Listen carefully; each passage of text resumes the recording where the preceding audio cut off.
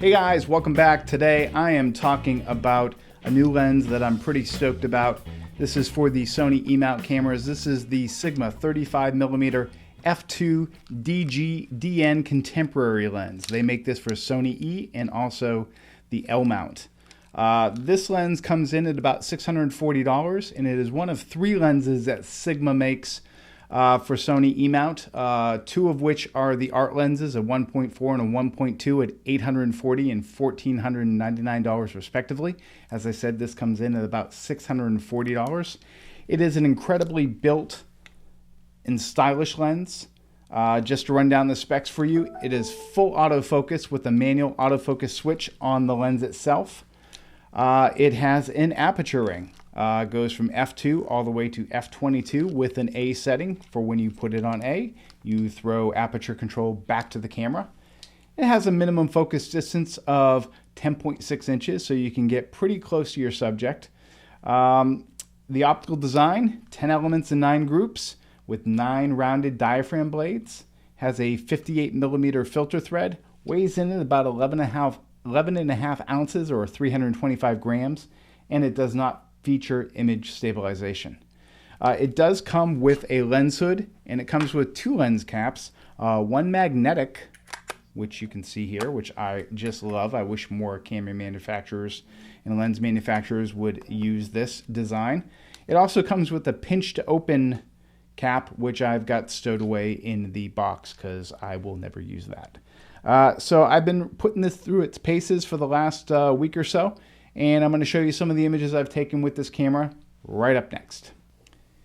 Alright, so here we are in Lightroom, and we'll take a look at some images taken with this lens. These were all taken with a Sony A7C body, and of course that body does have in-body image stabilization. So we'll start off with our gratuitous, very poorly aligned chart here, and you'll see in the center of the frame you've got pretty good sharpness. Not fantastic. You've got a little bit of chromatic aberration. You can see some purple fringing here, and you do have a bit of vignetting in the corners. Now this is at f2. As we move over to f4, you notice the vignetting does go away, and the corners get noticeably sharper, and the center gets noticeably sharper. And here we go up to the next round, and we are at f5.6. The center is very sharp, and the corners are plenty sharp as well, and the vignetting is pretty much disappeared. Here's the same chart at f8, and we get just a hair sharper in the center and a bit sharper in the corners as well. And here we are at f11. We've pretty much gotten as sharp as this lens is going to get throughout the frame. Corners are pretty sharp. The chromatic aberration is disappeared for the most part. And here we are at f16.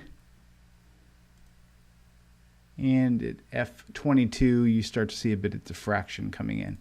So the sweet spot of this lens is f5.6 all the way up to f.8. f11 is not bad either. So past f11, you start to see a little bit of diffraction. It's worth noting that Lightroom does have a lens profile for this. This lens does suffer from a bit of pincushion distortion, and I'll show you that here. So here is the original image, and if I come over here to develop, and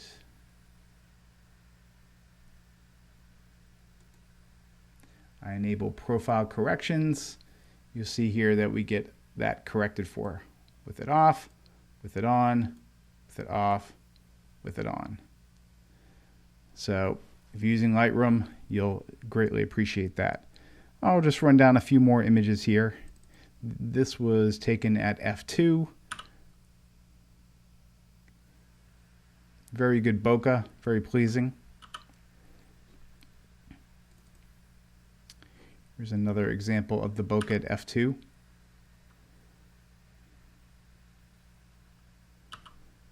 Has a nice character to it. I like it. Sun stars. You can get sun stars on this. This is at f16. Actually, no, sorry. This is at f22. You know, at f22 here, we got a bit of flare, purple flare. And chromatic aberration is a little bit present here in some of the areas.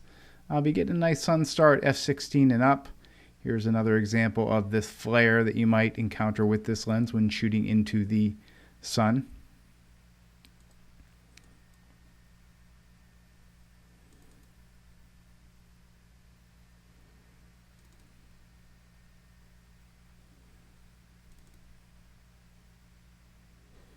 Notice here in the center, these are very sharp.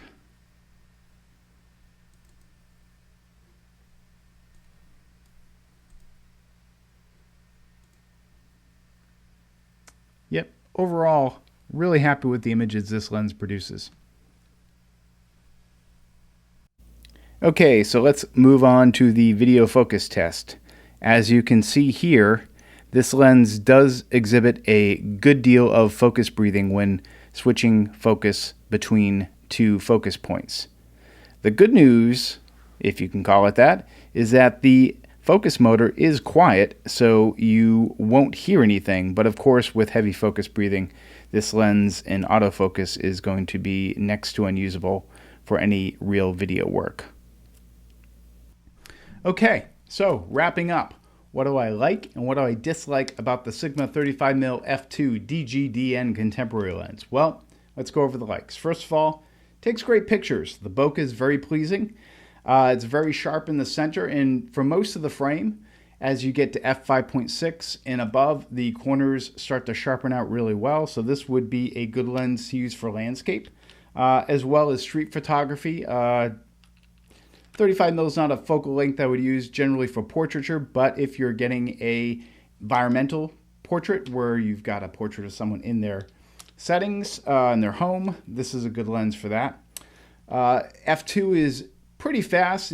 Obviously, you can get faster at f.8 and f1.4, but then you start to compromise on size and price. At $640, this is, I'd say, affordable and not excessive. And what don't I like about it? Well, it is a little bit heavy. If I was out shooting street with this, I can see how after a few hours this might be a little heavy in the hand. But overall, I think it's pretty well balanced for most people. For my hands, I think it's well balanced. If you have smaller hands and a smaller person, you might find it heavy. And finally, I just think it's one of the better constructed and just all-around great lenses out there for the Sony E Mount system at this price point and at this focal length and at this f-stop range. So that's what I think. Let me know what you think down below in the comments. And if you haven't already, please click subscribe, click the bell icon to get notifications when new videos become available. Thanks again, and I'll see you soon.